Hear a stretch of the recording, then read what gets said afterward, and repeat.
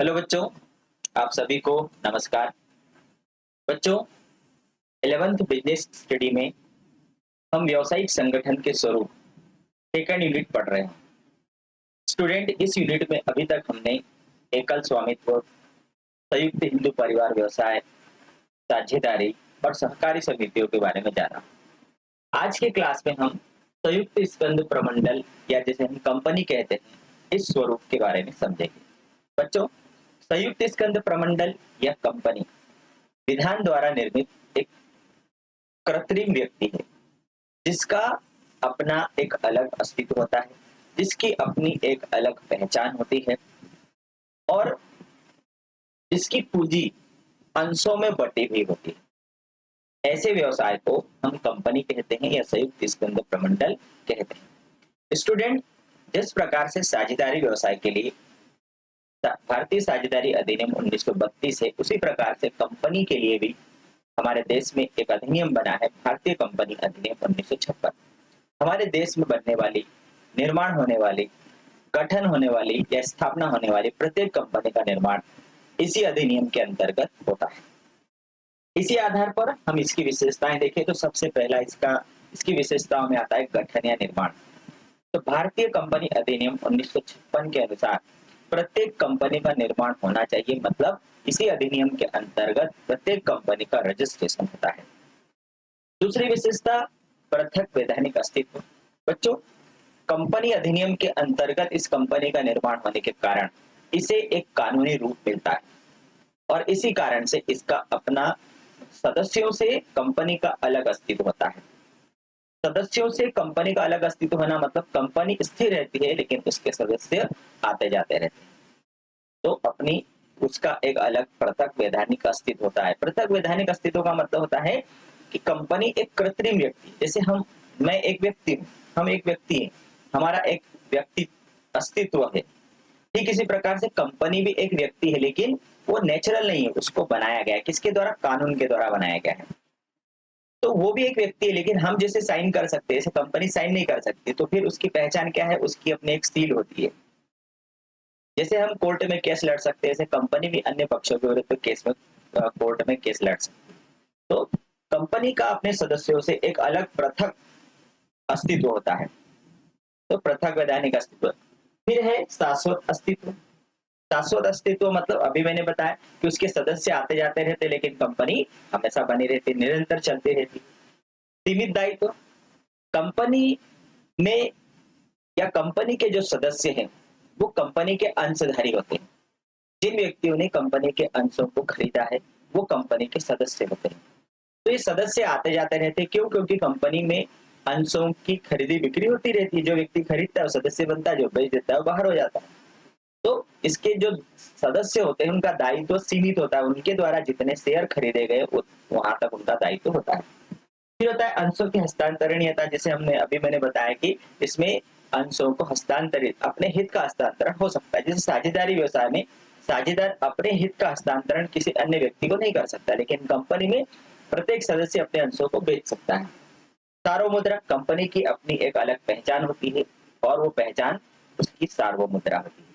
हर एक कागज के ऊपर उसकी अपनी एक सार्वमुद्रा लगती है, सील लगती है, और वही उसकी क्या है? वही उसका सिग्नेचर माना जाता है, वही उसकी क्या है? पहचान।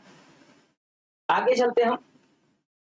अब कंपनी जो व्यवसाय है, हम क्या पढ़ रहे हैं? व्यावसायिक संगठन के स्वरूप, मतलब व्यवसाय करने के कौन कौन से तरीके हैं, उसमें हम कंपनी व्यवसाय के बारे में पढ़ रहे हैं। तो इसके लाभ क्या है? कंपनी व्यवसाय यदि हम करना चाहें तो क्या प्रॉफिट है उसका? सबसे पहला है, इसमें दायित्व सीमित होता है। कंपनी के जितने भी सदस्य हैं उनका दायित्व सीमित है। सीमित है मतलब उनके द्वारा जितने शेयर खरीदे गए हैं वहीं तक उनका दायित्व बनता है।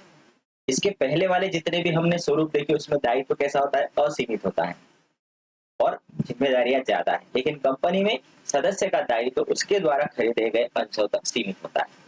दूसरा इसका फायदा है विशाल वित्तीय साधन। बच्चों, कंपनी की पूंजी अंशों में बटी हुई होती है और अंश जनता के द्वारा खरीदे जाते हैं। मतलब कंपनी अपनी पूंजी जनता से एकत्रित करती है, मतलब वो बहुत विशाल मात्रा में, बड़ी मात्रा में वो पूंजी एकत्रित कर सकती है। तो उसके पास वित्तीय साधन कैसे हैं? विशाल है। दूसरा फायदा है अंशों के हस्तांतरण में सुविधा। कंपनी के अंशों को हस्तांतरित किया जा सकता है, बेचा जा सकता है। चौथा फायदा स्थायी अस्तित्व। कंपनी का अस्तित्व शाश्वत होता है। शाश्वत होता है मतलब इसकी विशेषताओं में हमने देखा था स्थायी होता है। उसके सदस्य आते जाते रहेंगे लेकिन कंपनी हमेशा बनी रहती है। ये वृद्धि और विस्तार, आप कितना भी कंपनी का को बढ़ा सकते हैं, उसका विस्तार कर सकते हैं। आप नेशनल से इंटरनेशनल बना सकते हैं, उसको मल्टीनेशनल कंपनी बना सकते हैं। फिर है पेशेवर प्रबंध। पेशेवर प्रबंध का मतलब कि जैसे जो इसके पहले वाले स्वरूप देखे उसमें मैनेजमेंट के लिए स्थानीय स्तर के लोग आपको मिलेंगे। साझेदार है तो साझेदारों में से ही कोई व्यक्ति उसका प्रबंधन करेगा। एकाकी व्यापार है तो वो अकेला व्यक्ति उसका प्रबंधन करेगा। सहकारी समिति है तो जो सदस्यों में से ही कोई व्यक्ति उसका प्रबंधन करेगा। लेकिन कंपनी का प्रबंधन करने के लिए प्रोफेशनल व्यक्तियों की नियुक्ति की जा सकती है, जैसे चार्टर्ड अकाउंटेंट हुआ, कंपनी सेक्रेटरी हुई। मतलब ये जो पेशेवर प्रबंध है, कंपनी को पेशेवर प्रबंध मिल जाते हैं क्योंकि मल्टी टैलेंट होते हैं, तो ये उसका फायदा उसको मिलता है। आगे हम चलते हैं कि कंपनी व्यवसाय या कंपनी स्वरूप जो है उसकी क्या लिमिटेशन है, उसके क्या दोष हैं। तो सबसे पहला इसका दोष है इसके निर्माण की प्रक्रिया।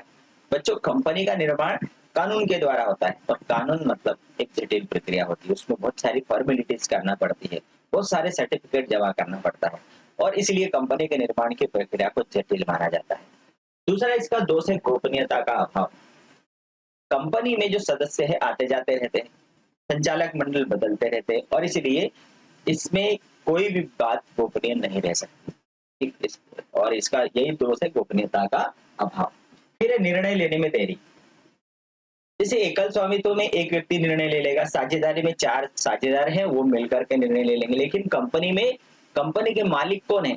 तो जो शेयर होल्डर है वो उसके मालिक है और वो तो पूरे देश में फैले हुए हैं, वो निर्णय लेने के लिए आने वाले नहीं है। तो कंपनी का संचालन एक संचालक मंडल के द्वारा किया जाता है और संचालक मंडल की एक बैठक बुलाई जाती है और उसमें उसका निर्णय लिया जाता है। तो जो निर्णय लेने में देरी होती है। प्रेरणा का अभाव। भाई लाभ डायरेक्ट किसी एक व्यक्ति को नहीं मिल रहा है, वो लाभ सभी में बंट रहा है और इसलिए प्रेरणा का प्रत्यक्ष रूप से अभाव पाया जाता है। अल्पतंत्रीय प्रबंध। कंपनी का जो मैनेजमेंट है वह अल्पतंत्री है, मतलब कि यहाँ पर लोकतंत्र बहुत कम पाया जाता है। जिन व्यक्तियों का वर्चस्व है वही व्यक्ति उसमें उसको ऑपरेट करते रहते हैं, उसका संचालन करते रहते हैं। तो ये उसके कुछ दोष हमने देखे। अब हम देखते हैं कंपनियां कितने प्रकार की होती है। तो बच्चों, कंपनियां 2 प्रकार की होती है, एक निजी कंपनी और दूसरी सार्वजनिक कंपनी।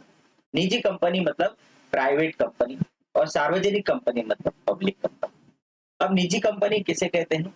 तो भारतीय कंपनी अधिनियम 2013 की धारा 2 की उपधारा 68 के अनुसार एक निजी कंपनी का आशय एक ऐसी कंपनी से है जिसमें अपने सदस्यों के अंश हस्तांतरण के अधिकार पर प्रतिबंध लगाती है। मतलब निजी कंपनी अपने जो सदस्य हैं उन सदस्यों के अंशों के हस्तांतरण पर रोक लगाती है। वो निजी कंपनी मतलब निजी कंपनी के सदस्य अपने अंशों का हस्तांतरण नहीं कर सकते। दूसरी विशेषता, निजी कंपनी में सदस्यों की संख्या कम से कम 2 और अधिक से अधिक 200 होती है। तीसरी विशेषता, एक निजी कंपनी अपने अंशों के विनियोग के लिए जनता को आमंत्रित करने पर प्रतिबंध लगाती है। अंशों के निर्गमन के लिए, अंशों के विनियोग के लिए वो जनता को आमंत्रित नहीं कर सकती। चौथी जो बात है, एक निजी कंपनी किसे कहते हैं? तो अपने जो निजी कंपनी अपने जन निक्षेपों में विनियोग के लिए जनता को आमंत्रित करने पर प्रतिबंध लगाती है कि जनता को वो जन निक्षेप पैसा देने के लिए आमंत्रित नहीं कर सकती।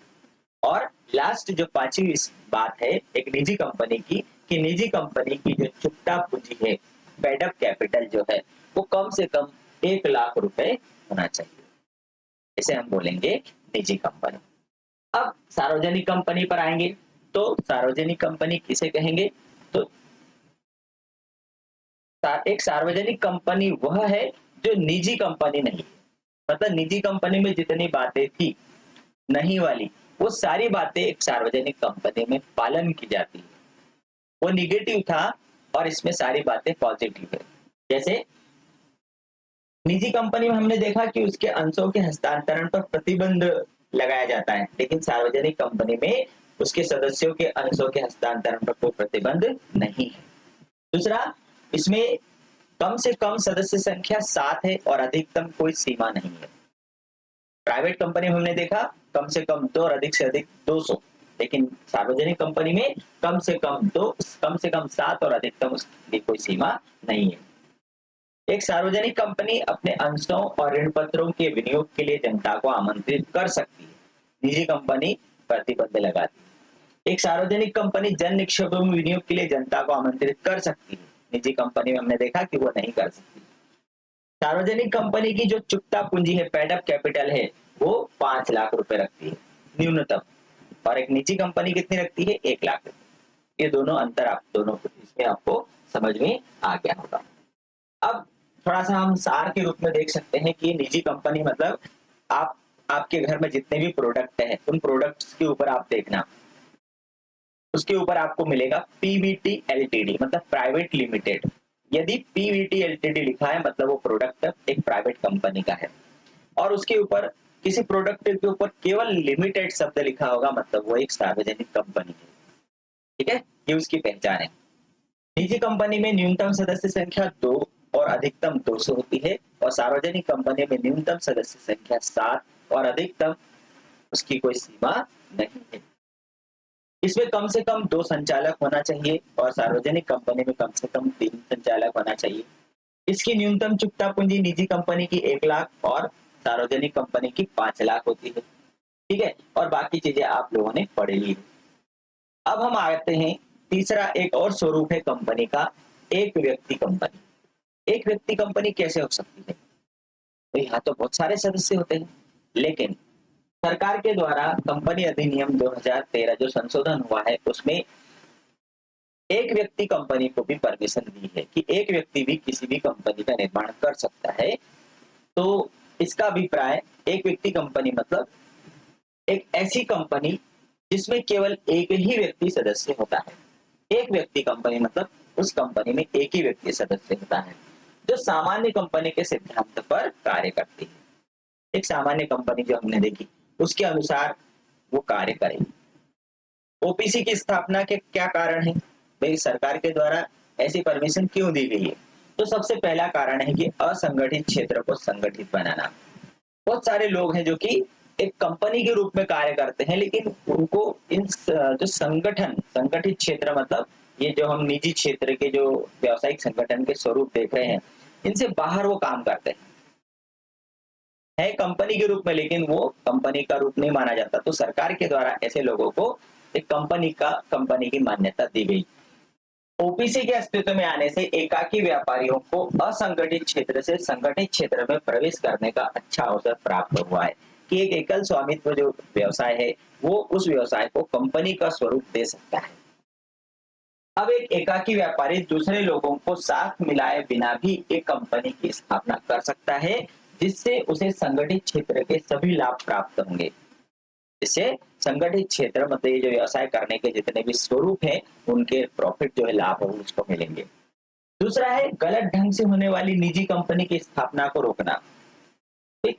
अब कंपनी की स्थापना के लिए केवल औपचारिकता पूरी करने हेतु किसी दूसरे व्यक्ति को नाम मात्र के लिए साथ मिलाने की जरूरत नहीं। एक व्यक्ति, कई बार क्या होता है कि जैसे मुझे कंपनी बनाना है तो मैं 10 लोगों को साथ में मिला लूंगा केवल नाम के लिए, तो ये औपचारिकता के लिए मैंने शामिल कर लिया, लेकिन वास्तव में मेरे सदस्य नहीं है वो, तो केवल उनको नाम बताने के लिए मैंने शामिल कर लिया। तो इसकी जरूरत नहीं, आप अकेले हो, आप अकेले भी किसी कंपनी की स्थापना कर सकते हो, किसी दूसरे व्यक्ति को शामिल करने की जरूरत नहीं। मतलब गलत ढंग से जो पहले स्थापना होती थी उसको रोकने के लिए सरकार के द्वारा एक व्यक्ति कंपनी की छूट दी गई।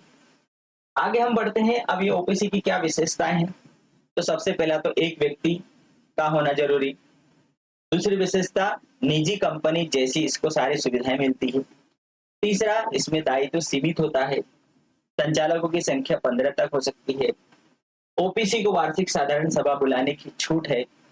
पृथक वैधानिक अस्तित्व और उसका स्थायी अस्तित्व होता है। तो ये उसकी क्या है, ओपीसी की या 1% कंपनी की विशेषताएं। अब हम देखते हैं कि मान लो हमें कंपनी की स्थापना करना है, मुझे कोई सी कंपनी बनाना है, कंपनी की स्थापना करना है, तो उसके निर्माण की प्रोसेस क्या है, कंपनी का निर्माण कैसे किया जाता है।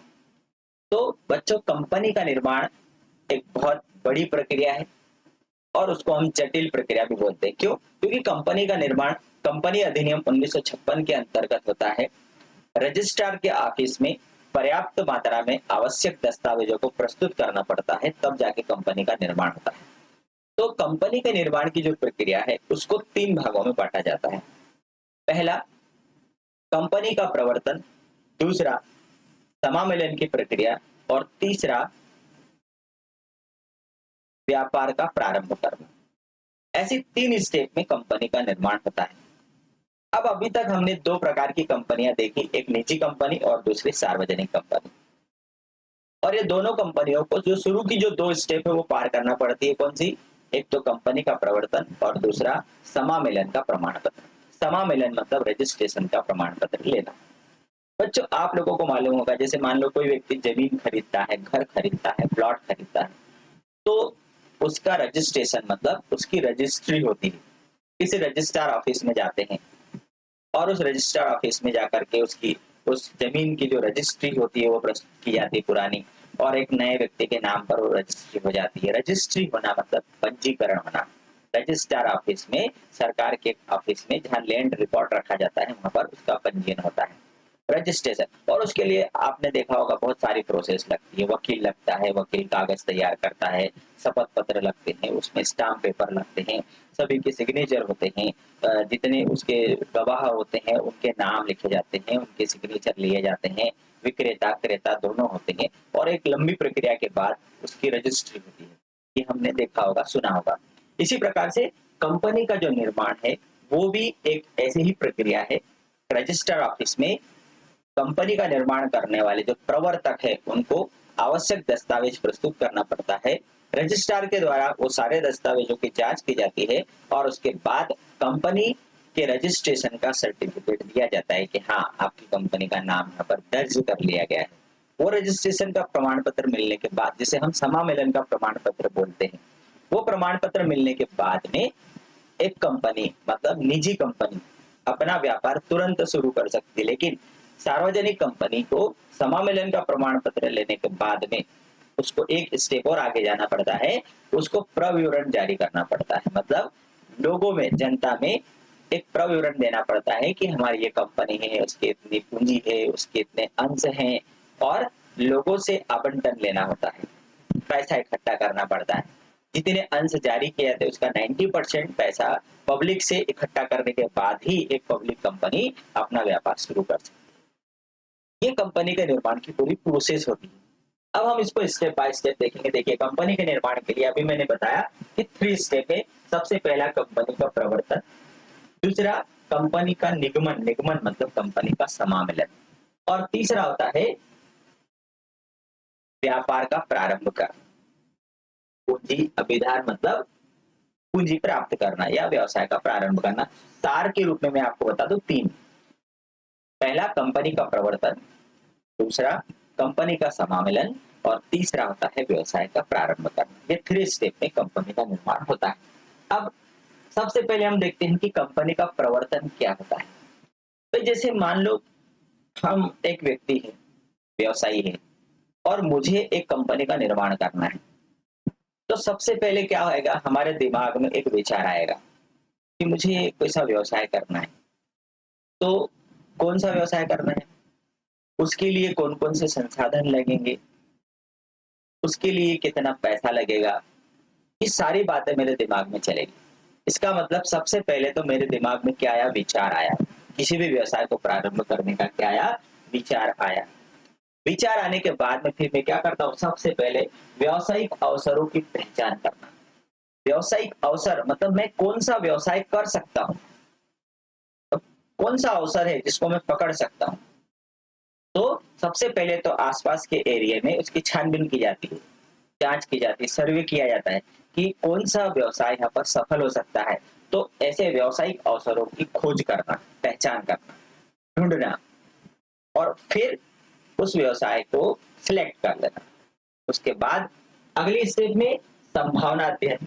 संभावना अध्ययन मतलब प्रवर्तक क्या करता है कि जो आपने सिलेक्ट किया है व्यवसाय, उस व्यवसाय के लिए आपको तकनीकी क्या लगेगी, मतलब कौन सी टेक्नोलॉजी की आवश्यकता पड़ेगी, उसमें कितना पैसा लगेगा, आपको पैसा कहाँ से मिलेगा, ये सारी बातों को आपको पता करना पड़ेगा। तीसरे स्टेप में आपने व्यवसाय चुन लिया, उसके बाद आपको उस व्यवसाय में क्या-क्या लगने वाला है वो सारी संभावनाएं आपने तय कर ली।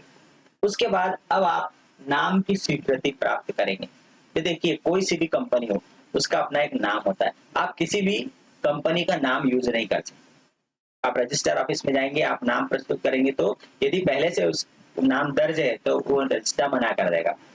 तो आपको ऐसा नाम रखना पड़ेगा जो पहले से किसी अन्य कंपनी का नहीं। कंपनी के नाम को छांटने के बाद प्रवर्तक उसे कंपनी के रजिस्ट्रार के पास स्वीकृति के लिए आवेदन देते, प्रार्थना पत्र देता है। फिर पार्षद सीमा नियम के हस्ताक्षर कर्ताओं को निर्धारित करना।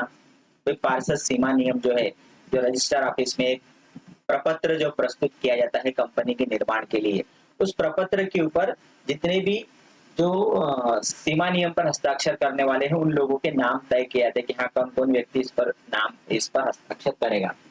पेशेवर व्यक्तियों की नियुक्ति, जैसे हमने देखा था इसकी विशेषताओं में लाभ में कि कंपनी के व्यवसाय को पेशेवर प्रबंधकों का फायदा मिलता है। मतलब कंपनी प्रोफेशनल व्यक्तियों की नियुक्ति कर सकती है, जैसे चार्टर्ड अकाउंटेंट है ना, कंपनी सेक्रेटरी है। तो कौन होगा, प्रवर्तकों को कंपनी के मर्चेंट, बैंकर्स तथा अंकेक्षकों की नियुक्ति करना पड़ती है कि भाई कौन होगा, चार्टर्ड अकाउंटेंट कौन होगा, कंपनी की बैंक कौन होगी जो कि कंपनी के शेयर को बेचने में मदद करेगी, ये सब तय करना पड़ता है। और आवश्यक प्रपत्र तैयार करना। तो ये सारी तैयारी क्या कहलाती है, प्रवर्तन।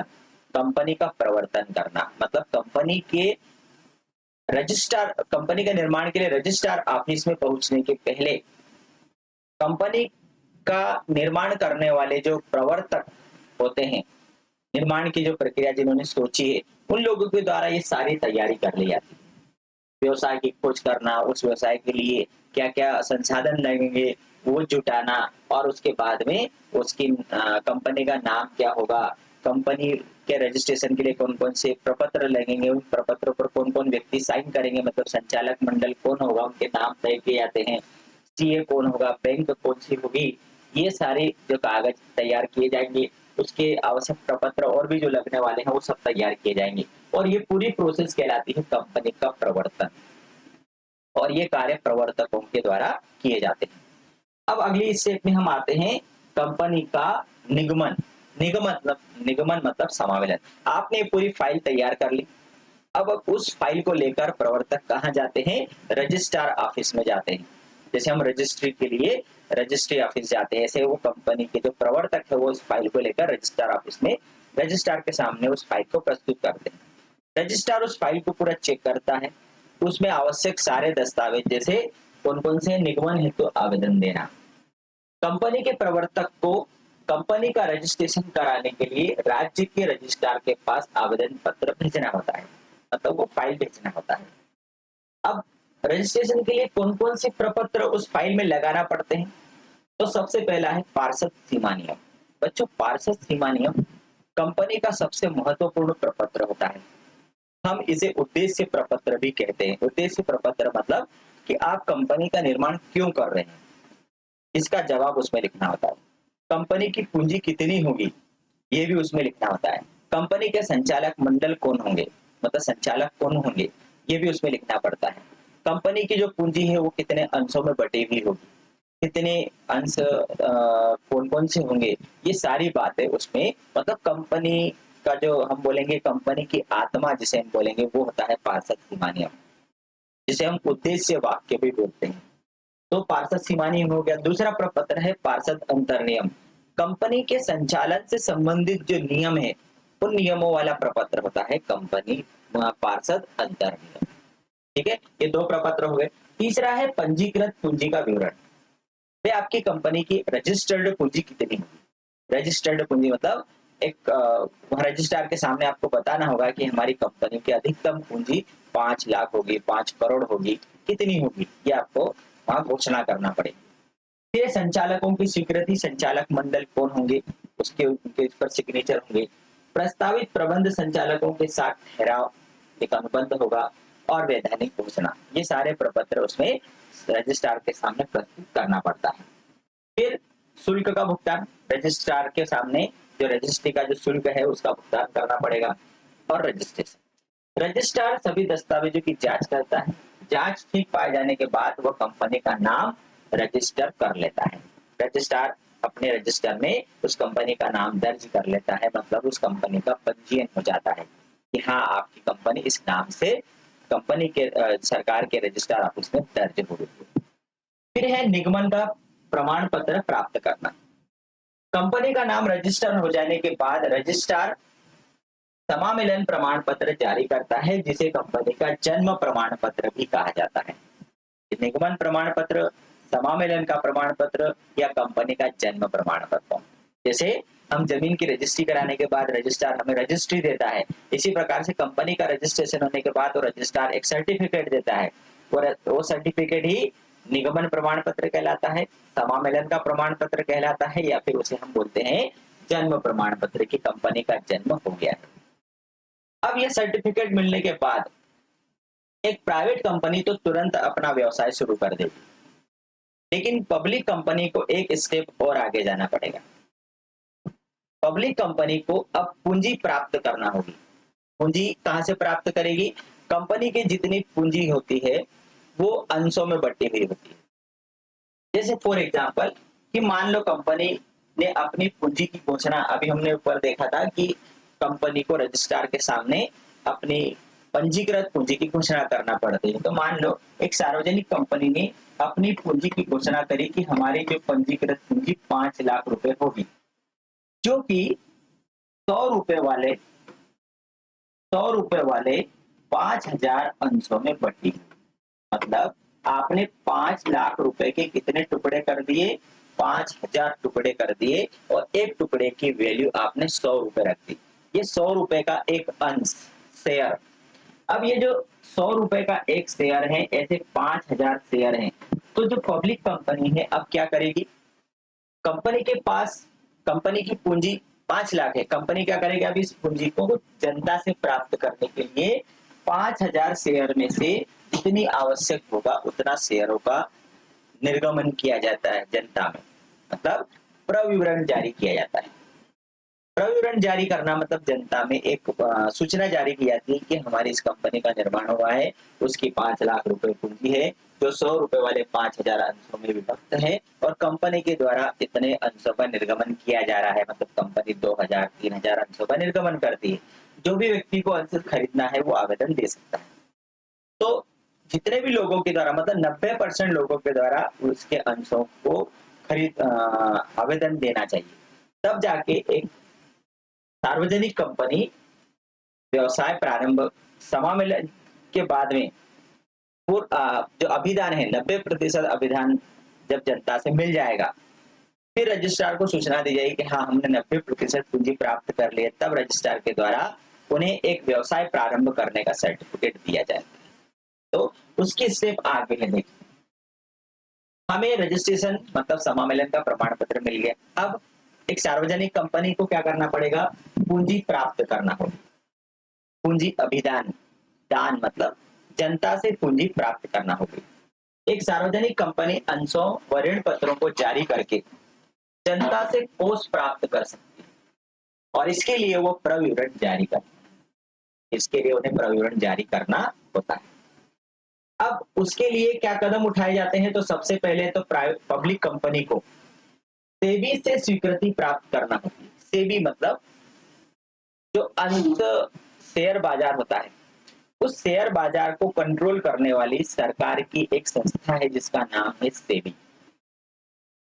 तो भाई अंशों को बेचने के लिए, अंशों का निर्गमन करने के लिए शेयर मार्केट में उसको लिस्टेड करना होगा कंपनी को, और लिस्टेड करने के लिए, सूची में नाम जुड़वाने के लिए कंपनी को अब सेबी के कार्यालय से स्वीकृति लेना होती है। तो सेबी भारतीय पूंजी बाजार को नियंत्रित करती है। एक सार्वजनिक कंपनी को जनता से पूंजी जुटाने के लिए सेबी से मंजूरी लेना पड़ती है। दूसरे कदम में प्रविवरण फाइल करना। सेबी से मंजूरी मिलने के बाद प्रविवरण जारी किया जाता है। मतलब प्रविवरण का अर्थ ऐसे प्रपत्र से है जो जनता से निक्षेप आमंत्रित करता है। निक्षेप मतलब लोगों को ये कहा जाता है कि आप हमारे शेयर खरीदिए, और लोगों के द्वारा जो शेयर खरीदे जाएंगे, जो कंपनी को पैसा मिलेगा, वो निक्षेप होता है।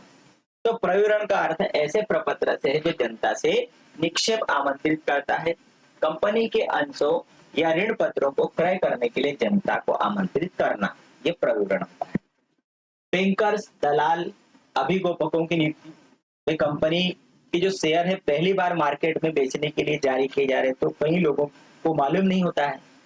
तो कंपनी कोई ऐसी बैंक ढूंढती है जो कि कंपनी के शेयरों को बेच सके। कोई दलाल या अभिगोपक जो कि कंपनी के शेयरों का प्रचार प्रसार कर सके, उनकी नियुक्ति की जाती है। फिर न्यूनतम अभिदान, सेबी के अनुसार न्यूनतम अभिदान की राशि कुल निर्गमन का 90% होना चाहिए। मान लो कंपनी के द्वारा 2000 अंश मतलब 100 रुपए वाले 2000 मतलब 2 लाख अंश निर्गमित किए गए, तो 90% राशि 1,80,000 रुपए कंपनी को मिलना चाहिए। उसके बाद ही कंपनी आगे के कदम बढ़ा सकती है। तो सेबी के अनुसार न्यूनतम अभिदान की राशि कुल निर्गमन का 90% होना चाहिए, नहीं तो शेयरों का आवंटन नहीं किया जाएगा। मतलब जनता को शेयर आवंटित नहीं हो पाएंगे। कंपनी को आगामी 10 दिनों में आवेदन राशि वापस करना होगा। यदि 90% आवेदन नहीं खरीदे जाते तो कंपनी को वो बाकी की आवेदन राशि भी वापस लौटाना होगा। अब स्टॉक एक्सचेंज को आवेदन देना। एक सार्वजनिक कंपनी को अपने शेयर किसी शेयर बाजार में लिस्ट कराना आवश्यक है, और इसके लिए प्रवर्तक किसी शेयर बाजार में आवेदन करते हैं, शेयर बाजार में उस कंपनी का नाम जुड़वाने के लिए। फिर अंशों का आवंटन होता है। ये प्रोसेस कहलाती है प्रविवरण जारी करना। मतलब व्यवसाय आरंभ करने के पहले और समामेलन के प्रमाण पत्र के बाद की प्रक्रिया, जो बीच की प्रक्रिया है, प्रविवरण जारी करना, ये कौन करता है? केवल सार्वजनिक कंपनी मतलब सरकारी कंपनी करती है। उसके आगे व्यवसाय आरंभ करना।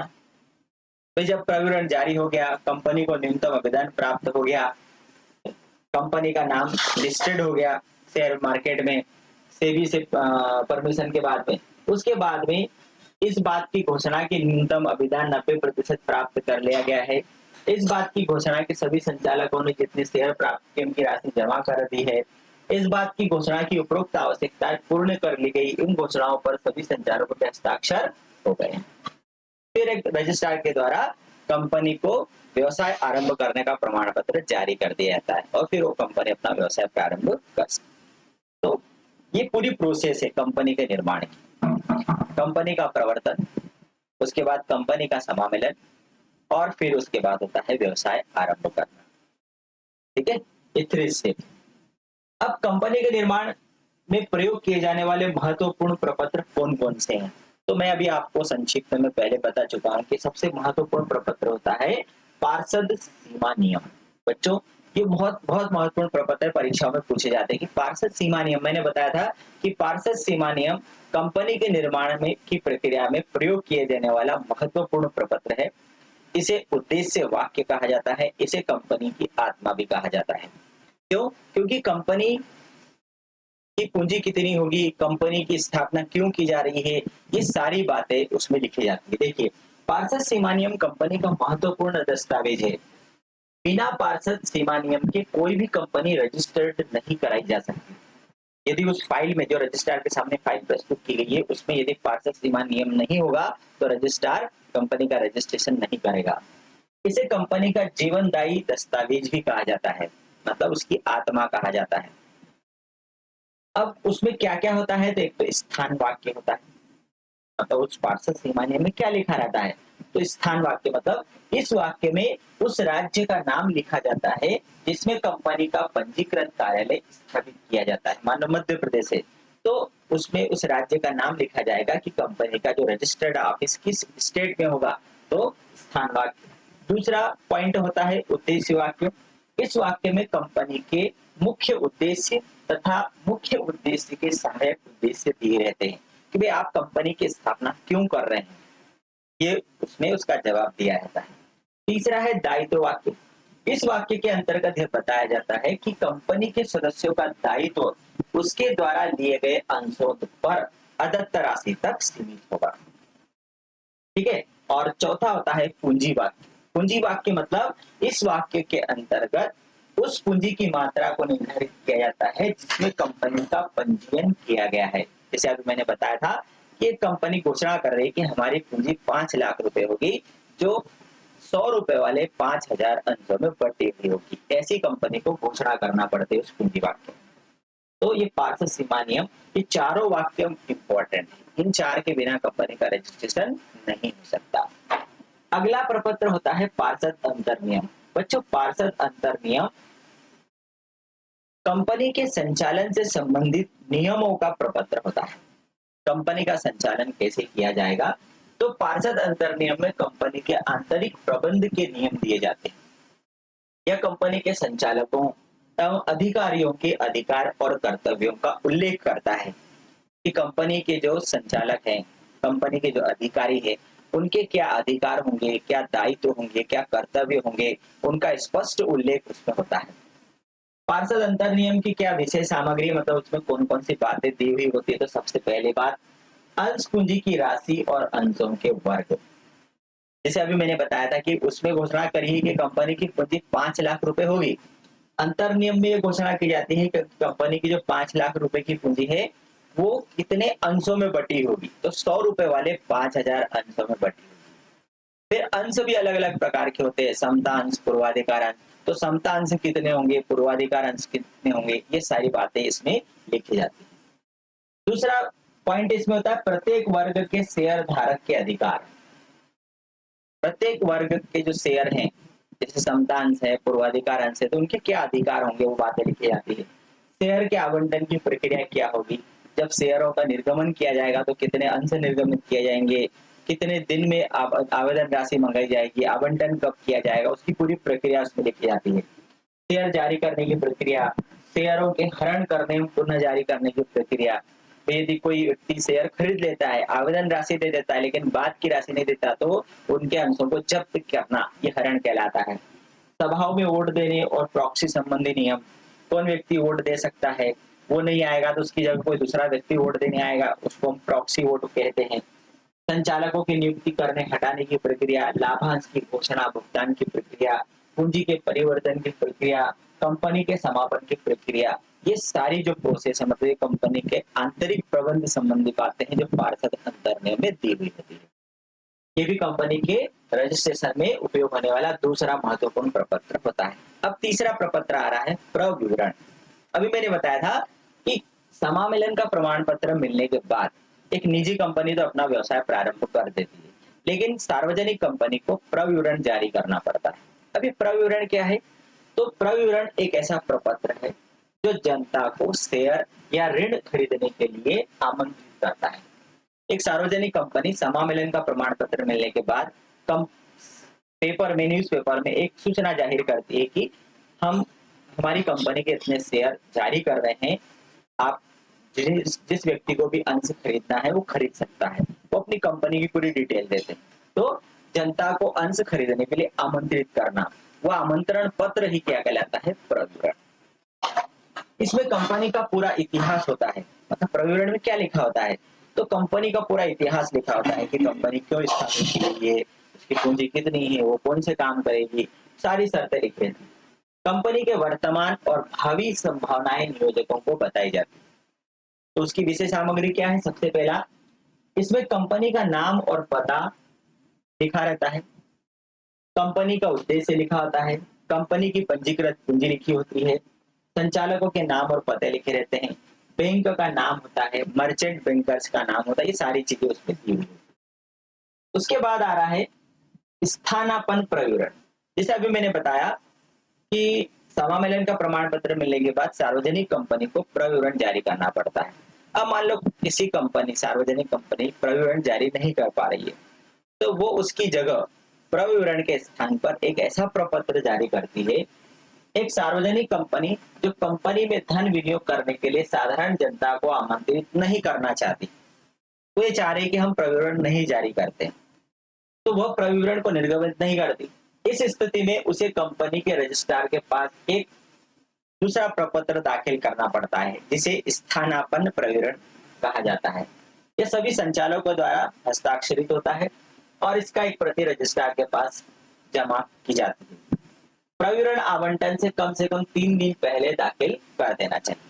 तो वो स्थानापन्न प्रविवरण, प्रविवरण के स्थान पर संचालकों के द्वारा हस्ताक्षरित एक प्रपत्र रजिस्ट्रार के सामने प्रस्तुत किया जाता है, वो स्थानापन्न प्रविवरण कहलाता है। अब हम पार्षद सीमा नियम, अंतर नियम अभी मैंने आप लोगों को समझा दिया किसे कहते हैं। अब हम लास्ट पॉइंट की तरफ चलते हैं, वो है व्यवसाय के उपक्रम के चयन में विचारणीय कारक। आप कौन सा व्यवसाय, अब आप डिसाइड कर सकते हैं कि कौन सा व्यवसाय आप करना चाहते हैं। अभी हमने व्यावसायिक संगठन के स्वरूप में एकल स्वामित्व देखा, उसके बाद हमने संयुक्त हिंदू परिवार व्यवसाय देखा, फिर हमने साझेदारी व्यवसाय देखा, फिर सहकारी समिति, और 5वें नंबर का अभी हमने कंपनी देखा। पांचों प्रकार के जो व्यवसाय करने के स्वरूप है, उसमें से मान लो आप कोई सा स्वरूप चयन करते हैं, तो उसके लिए क्या विचार करने की जरूरत है, किसकी आवश्यकता है, कौन सा व्यवसाय चुनना चाहिए, और उसमें किस आवश्यकता क्या है। तो सबसे पहला है प्रारंभिक लागत। तो किसी भी व्यवसाय को शुरू करने के लिए शुरुआत में पूंजी लगती है, तो उसको शुरू करने की लागत क्या है। तो एकल स्वामित्व संगठन की स्थापना के लिए कोई कानूनी औपचारिकताएं नहीं करना पड़ती, तथा कम खर्च में इसकी स्थापना हो जाती है, जबकि कंपनी के निर्माण की कानूनी प्रक्रिया खर्चीली और लंबी है। इसलिए एकल स्वामित्व अधिक उचित है।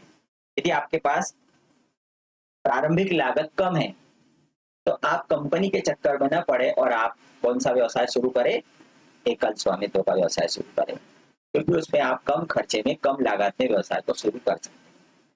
कंपनी वाला व्यवसाय शुरू करने जाएंगे तो वहां पर आपको कानूनी खर्चे है और बहुत सारे समय लगेगा। दूसरा पॉइंट है दायित्व। एकल स्वामित्व और साझेदारी, स्वामी का दायित्व असीमित होता है। एकल व्यवसाय में भी एक व्यक्ति का दायित्व बहुत ज्यादा होता है, साझेदारी में प्रत्येक साझेदार का दायित्व ज्यादा होता है, परंतु सहकारी समितियों तथा कंपनियों में दायित्व कैसा होता है, सीमित होता है। उनके सदस्यों के द्वारा क्रय किए गए अंशों तक सीमित होता है। इसलिए कंपनी संगठन अधिक उचित है। यदि आप दायित्व से बचना चाहते हैं, तो आप यदि असीमित दायित्व उठाने की क्षमता नहीं रखते हैं, तो आप एकल स्वामित्व और साझेदारी का व्यवसाय न करें। आप कंपनी व्यवसाय या सहकारी समिति वाला व्यवसाय चुनें, जिसमें दायित्व आपका सीमित है। तीसरा होता है निरंतरता। एकल स्वामित्व तथा साझेदारी फर्म में मृत्यु, दिवालियापन या पागलपन होने पर संगठन को बंद करना पड़ता है, परंतु संयुक्त हिंदू परिवार व्यवसाय, सहकारी समिति और कंपनी की निरंतरता पर इन घटकों का उपयुक्तता रहती है। वे आप निरंतरता चाहते हैं, तो आप संयुक्त हिंदू परिवार व्यवसाय, सहकारी समिति या कंपनी वाला व्यवसाय चुनें, कि आपको बहुत लंबे समय तक यदि व्यवसाय चुनना है तो। क्योंकि एकल स्वामित्व या साझेदारी में व्यवसाय आपका कभी भी बंद हो सकता है। प्रबंध की योग्यता। एकल स्वामित्व तथा संयुक्त हिंदू परिवार संगठनों में प्रचालन के सभी क्षेत्रों में विशेषज्ञों की सेवाएं प्रदान करना कठिन होता है, जबकि कंपनी और साझेदारी संगठन में इसकी संभावनाएं अधिक होती। यदि आपको अधिक योग्यता वाले व्यक्ति चाहिए, तो आप या तो साझेदारी व्यवसाय चुने या फिर कंपनी व्यवसाय चुने, जिससे कि आप अधिक योग्यता के व्यक्तियों को चुन सकते हैं। एकल स्वामित्व अकेले व्यापारी है, अकेले मालिक है, तो आप अधिक योग्यता वाले व्यक्ति को नहीं रख पाएंगे। संयुक्त हिंदू परिवार में परिवार के लोग ही उसके सदस्य हैं, तो उसमें अधिक योग्यता वाला व्यक्ति मिलना संभव नहीं है। लेकिन साझेदारी में आप किसी अधिक योग्यता के व्यक्ति को साझेदार बना सकते हैं, कंपनी में आप किसी व्यक्ति को हायर कर सकते हैं। तो ये व्यवसाय ज्यादा उपयुक्त है यदि आपको अधिक प्रबंधन की योग्यता चाहिए। पूंजी की आवश्यकता। बड़ी मात्रा में पूंजी जुटाने के लिए कंपनी अधिक श्रेष्ठ होती है। आपको बहुत बड़ा व्यवसाय करना, ज्यादा पूंजी चाहिए, तो कंपनी व्यवसाय आप शुरू करो, जबकि मध्य और छोटे आकार के व्यवसायों के लिए साझेदारी और एकल स्वामित्व ज्यादा उचित है।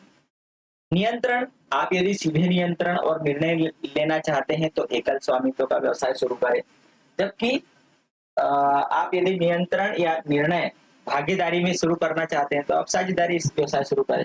व्यवसाय की प्रकृति। ग्राहकों से सीधे संपर्क के लिए एकल स्वामित्व ज्यादा उचित है, वह साझेदारी अधिक उपयुक्त रहती है। एकल स्वामित्व और साझेदारी, इसमें आप ग्राहकों से सीधे संपर्क में रहते हैं, जबकि कंपनी में अप्रत्यक्ष रूप से संपर्क में रहा जाता है। तो यदि आपको ग्राहकों से डायरेक्ट संपर्क चाहिए तो आप एकल स्वामित्व और साझेदारी वाला व्यवसाय शुरू करें। तो ये सभी कोई सा भी एक व्यावसायिक संगठन चुनने के लिए कौन कौन सी विचारणीय तत्व हैं, घटक हैं, वो अभी हमने देखे। तो आज यहाँ पर हमारा जो व्यावसायिक संगठन का स्वरूप है वो कंप्लीट होता है। इसमें हमने निजी क्षेत्र के कौन कौन से स्वरूप है, एकल स्वामित्व, संयुक्त हिंदू परिवार व्यवसाय, साझेदारी, सहकारी समिति और संयुक्त स्कंदक कंपनी के बारे में हमने आज देखा।